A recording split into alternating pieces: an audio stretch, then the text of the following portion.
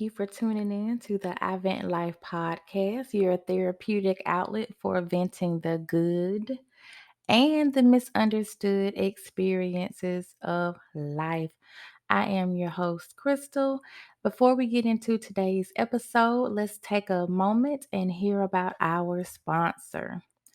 Today's episode is sponsored by iVentLife Coaching, your resource for purpose driven Christian coaching. Crystal has a heart to help others and is a committed vessel that God uses to help others achieve goals in life, business, or both.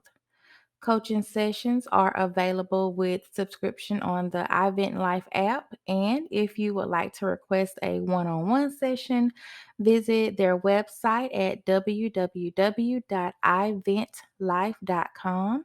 Again, that's www.iventlife.com and click the coaching button.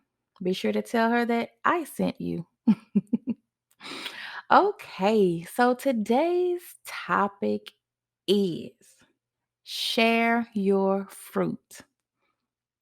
I wonder, when you hear share your fruit, what does that mean to you? So for me, as I was preparing and literally not much preparation goes into this podcast. I just simply, because I'm just venting, right? So I look at my life over the past week and, what sticks out to me. And so I was asking God, I was like, okay, God, what you want me to talk about on the podcast? And I heard as clear as day, share your fruit. But if you know me, it's not that simple. So I hear share your fruit. I'm like, okay, what does that mean? You know? So, the first thing I thought about was fruit of the spirit, right? When I hear fruit, being a churchy person, first thing I think of is fruit of the spirit. So that's Galatians 5:22 and 23. But the fruit of the spirit is love, joy, peace, patience, kindness, goodness, faithfulness, gentleness, and self-control. Right? So that was the first thing. That was my first thought when I heard God say, share your fruit. And then I got to thinking, I'm like, well, where's the fruit coming from? And then the scripture that where Jesus says, I am the vine, you are the branches. That's John 15 and 5. So here it is. I am the vine, you are the branches. The one who remains in me and I in him produces much fruit because you can do nothing without me. I was like, okay. And then I got a visual of what that looks like. I thought about a tree actually. Um, and so the analogy, I mean, I don't know all the working parts of a tree, but in my mind, the vine was the trunk and the roots and stuff. That's Jesus. And then the branches were obviously the branches. That's me, the branch. Us, we are the branch, right? And then the fruit is what we are bearing.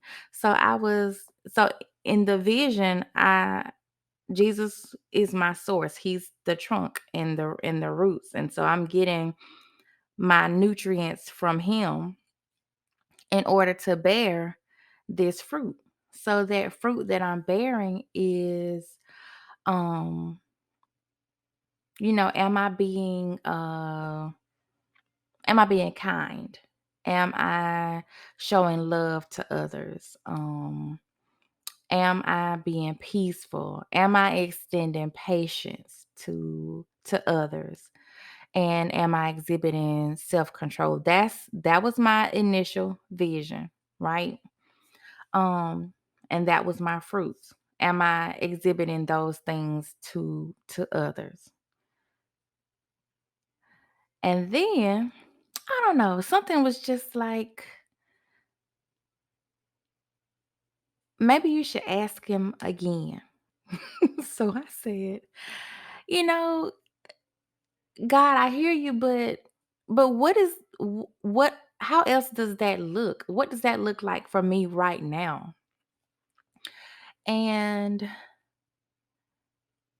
over the next couple of days, I was in conversation with, a few people, and they were telling me about things that had happened in their lives, and that they should I would well, they want to share what was going on, but fear, maybe procrastination, um those distractions took over. And so they ended up maybe not writing a book, or maybe, postponing starting a podcast or a YouTube channel or going live or what have you. I mean, this has been happening all week. I'm saying this. One of my good friends and classmates went live, and she said that I normally don't do this. And I was like, okay, okay. So it all had started to make sense. So when I asked God, I'm like, okay, so what does sharing my fruit look like right now for me?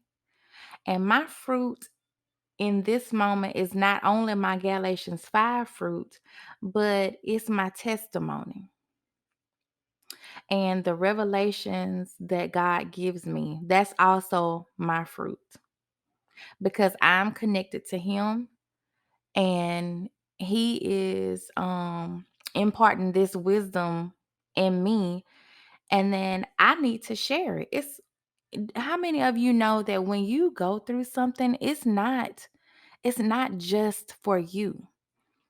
Our assignment is to win souls for Christ, and in doing that, we're going to have to give our testimony. And because we're not the only person that's experienced whatever that is. And it's not just for us. Once we share it, because other people have maybe going through it right now, or it may be in their future, unfortunately. um you know your testimony, by you sharing, will help them come out of whatever they are in, or maybe even prevent it from being in the future, or they'll know how to handle it going forward. I hope I'm making sense to somebody. um but yeah, so in this moment, my fruit is not only my Galatians 5 fruit, but it's also my testimony. And isn't that what iVentLife really is? Me venting my life and the experiences as I see them, and relaying the message that I learned from whatever it is that I went through. That's what Advent Life is. And that's what the purpose of this podcast really is. So, in keeping with God's command to me to share my fruit, I thought I would tell you guys about the time I got left behind. Don't laugh, right? Okay. So, it is September 2001, September 11th to be exact. Oh, does that date ring a bell for you? Yes, that is the day that the nation was hit hard. Well, one of the days. I mean, we've had many, but that was a big one. For me, because I was alive during that time. So at any rate, um I'm 21 years old. I have a newborn. She's less than a month old. And I'm laying in bed. So this is what happened. I I had moved back home because I had a baby.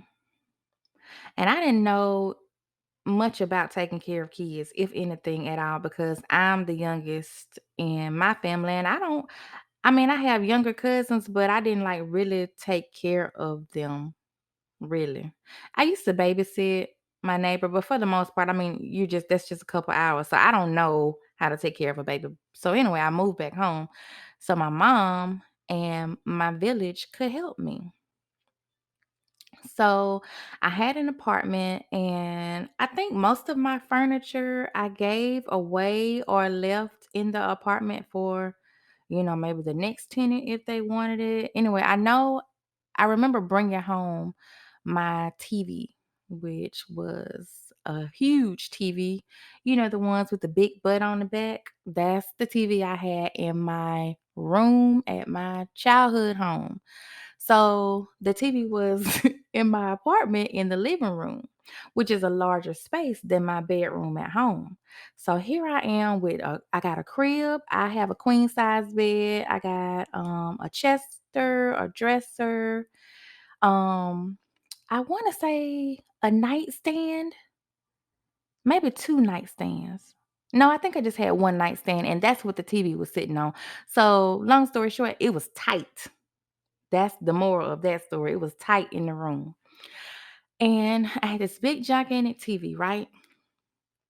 So on September the 10th, before going to bed, I decided I would watch the movie Left Behind with Kirk Cameron, I believe is his name, as the star, right?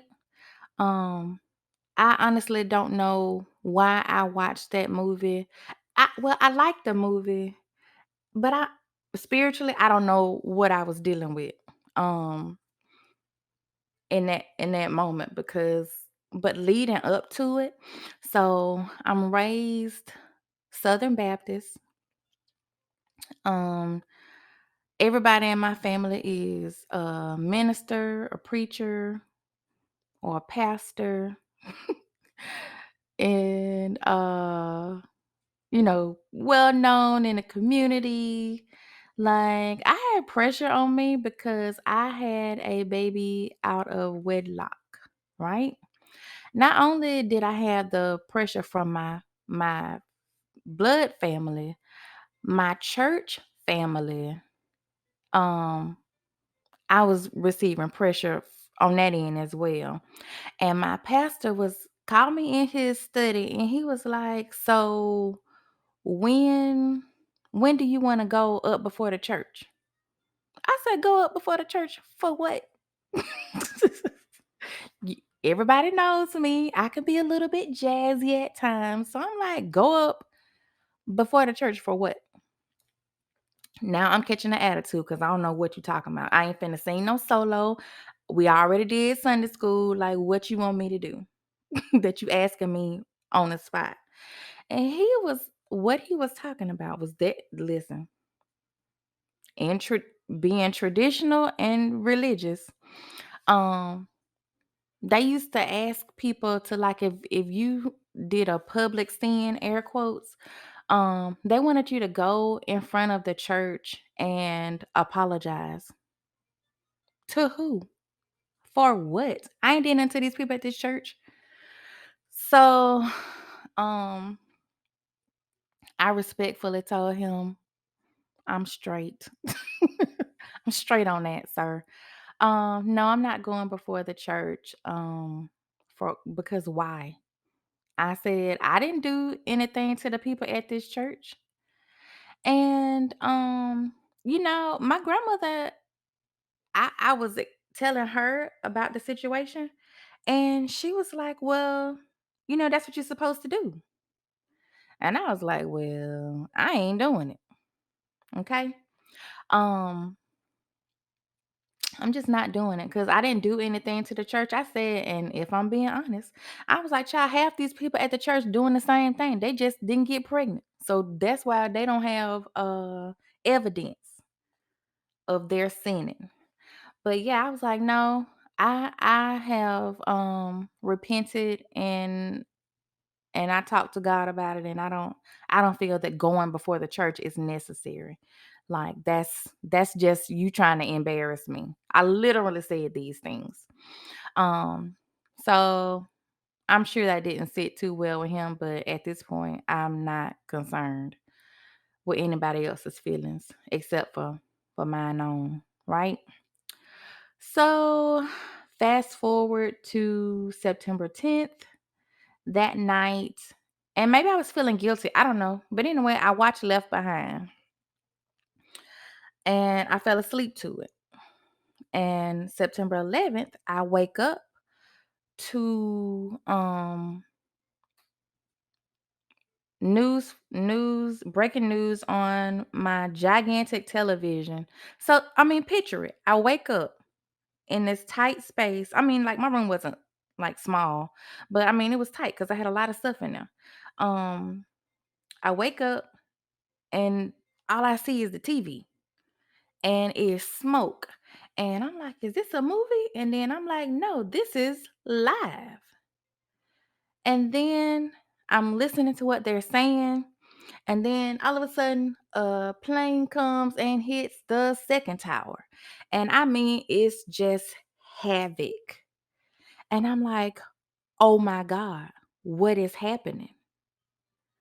So I called my mama. I called my mama's office actually. I don't know. I don't think we had, well, we had cell phones, but I don't know. I just remember calling her office. She didn't answer. I yelled in the house to see if anybody was still there. Now, mind you, I'm laying in the bed with my newborn and I'm seeing all this hell breaking loose on TV. I'm yelling for somebody in the house. I'm like, "Hey, is anybody here?" Then I get up and with India and I'm walking through the house. I don't see anybody. So I was like, let me call mama at work again. So I called her. She still didn't answer the phone. So then I called my stepdaddy at his job at the plant and he didn't answer. Then I called my grandmama. I called my other grandmama. Nobody is answering the phone. I'm like, okay. So then I get to thinking about who I'm trying to call and who's not responding. And these are all people who are, um, in my mind, saved and going to heaven. So guess what? That's where I thought they were. I literally thought I was left behind. I thought that Jesus came back and took up all of those who were in Christ and left me behind because I had a baby out of wedlock and I was not apologizing in front of the church. I thought that those things, kept me from going to heaven. And then I thought about it. I was like, but wait a minute, why is my baby still here? I was like, so then I'm questioning God and I'm praying. I'm like, Lord, now listen, this baby is innocent. Why didn't you take India with you? Like I'm hysterical. And and now I'm running through the house. And we had a nice size house. And I don't know why I was running through it because I had realized earlier wasn't nobody there but me and India. And I'm running through the house and I'm just praying and I'm like questioning God. I'm like, God, why you didn't take India? I get why you didn't take me, but why didn't you take India? And then the phone rang. It was my mama. I was like, oh Lord, she didn't make it either. Like, I'm losing it. Cause once that thought was in my mind, that's what it was. The rapture happened and I was left behind. So anyway, and I don't even know if she would remember this. I'm gonna call her and ask her if she remembers me thinking I had got left behind. But yeah, so she got me calm and then I was able to like see what was going on and realized that I had not been left behind, that there was still time to make things right, right? So that's it. That's the story of me thinking that I had gotten left behind. And I shared that because I think it's a funny story, but I also think that it reveals how being solely traditional and religious instead of relational with Christ will get you left behind. Um, God, He don't care how many times you go to church. You are the church. We are the church. As a matter of fact, going to church, listen, Satan be sitting up in church. Satan know the Bible back and forth. But yeah, church is not going to get you to heaven. Going to church is not going to get you to heaven. And if nothing else, the pandemic has taught us that there were people who, they might be like, "Are you saved?" And I'm like, "Yeah." They'd be like, "Oh, what church you go to?" And I might say, "Well, I'm not a member of a church. I'm still trying to find my place." Which is fine. I mean, you got to go where you're going to be fed, right? Um so then they'll be like, "Oh, well, I go to church every Sunday." And I'm like, "Okay, that's cool." So when the pandemic hit and you couldn't go to church every Sunday, did that mean that you were no longer saved? Because that's what that response tells me, that you think because you go to church every Sunday that's it. And that's not even close. Again, the church is not going to save you because you are the church. We are the church. So, but yeah, that's me sharing my fruit. That's just one of many stories that I have, where I'm so saved that that's the first thing that came to mind. Like Jesus came back and he left me because I had a baby out of wedlock. That story is just too funny to me. So I want you to go over to our Instagram page at IVL Podcast. And I want you to answer this question. Are you willing to share your fruit? Now, many may have not opted to share that story because, I mean, it's embarrassing and maybe shows a little bit of naivety on my part. Um, but that's me. I'm an open book, like literally. I write books about my life. I have a whole podcast venting my life. So I think I have it in the bag when it comes to sharing my fruit.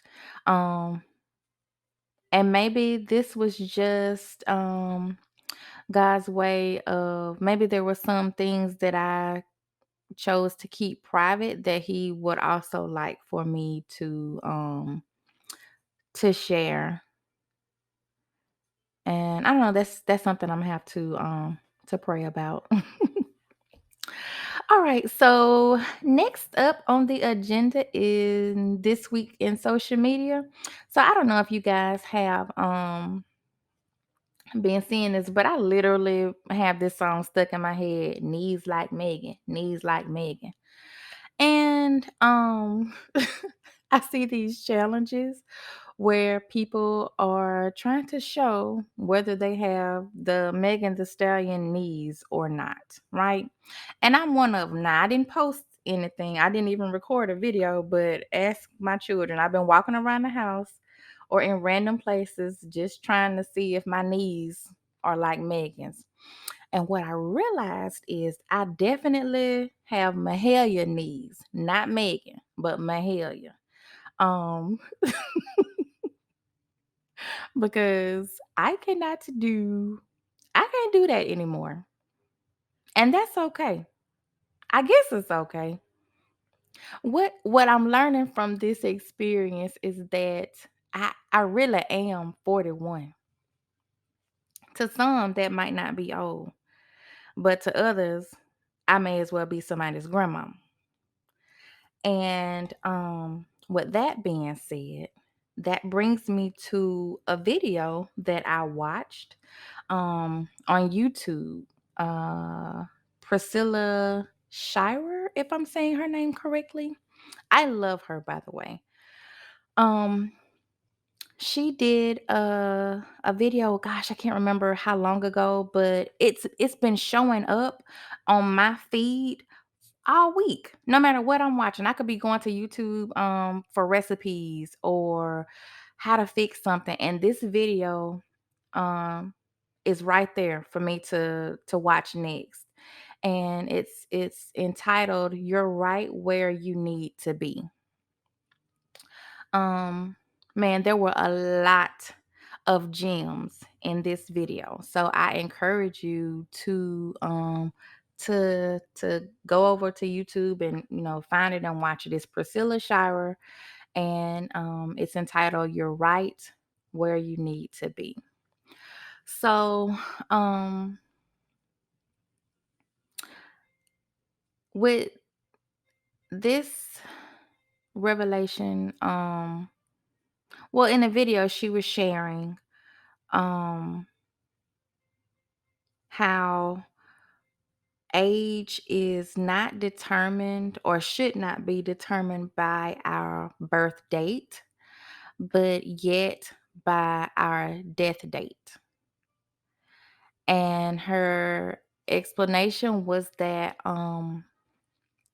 so if you are 20 and you pass when you're 25, you only had a 5-year span left. So technically you were old in age. But if you are 50 and you live to be 120, that's a over 50-year um additional years on your life. So you are considered young. And all that talk about age just made me realize that no, we don't know, when our last moment will be. So we have to live like it's our last moment. Not I'm not saying do anything crazy, but for me that looks like being obedient when God tells me to do something, reading and studying and staying in his word, um, being helpful to others, sharing my fruit. That's what it looks like. Oh my God. Thank you, Jesus. That's what that looks like. Aging gracefully looks like sharing my fruit. And if you do that, then wow, God, you are so good. If you do that, then you won't have a fear of being left behind. Let me tell y'all something. I ain't even tie all this stuff together, but that's literally what God just did. He tied everything that I vented about today back to sharing my fruit. Listen, if you ain't know, now you know. If you didn't know, now you know. Aging gracefully and with wisdom is sharing your fruit. That's how you do that. That's how you not have a fear of being left behind. Wow. I'm literally in shock right now, guys. Okay. And last but not least, let's talk about crystals gems. Oh, snap. Y'all ain't even gonna believe this. Guess what the crystal gem is? It's about patience. Patience is not only about the ability to wait, but what you do while you are waiting. So, what are you doing while you're waiting? And as a side note, um, we are not always waiting on God. Sometimes He is waiting on us. Um, When I left the workforce, um, I felt like I was waiting on God.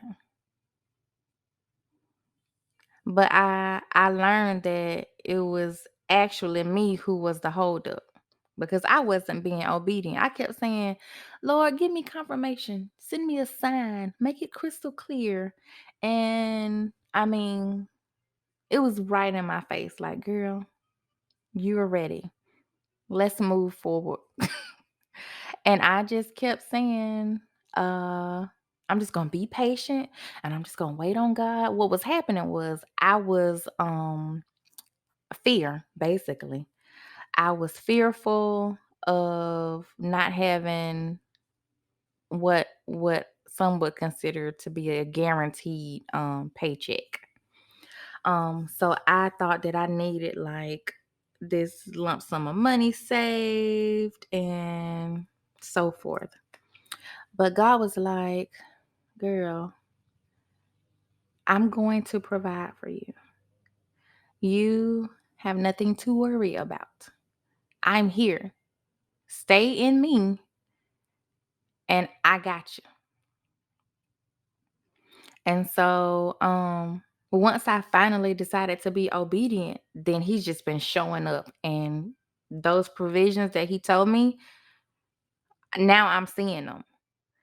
But but in me saying that I was just gonna be patient, um, I was I initially I was just waiting, but I wasn't doing anything while I was waiting. But once I started preparing myself, I realized that I wasn't waiting on God. He was just waiting on me. And once I stepped out, then everything that he told me, I started to see come to pass. So that was your crystal's gem. Patience is not only about the ability to wait, but what you do while you are waiting. Okay, family, that is it for today's episode of the iVentLife podcast. Head on over to our Instagram page uh, at IVL Podcast and answer this week's episode question. I love you beyond. Continue to be a light in this world of darkness, and I'll see you next time. Bye.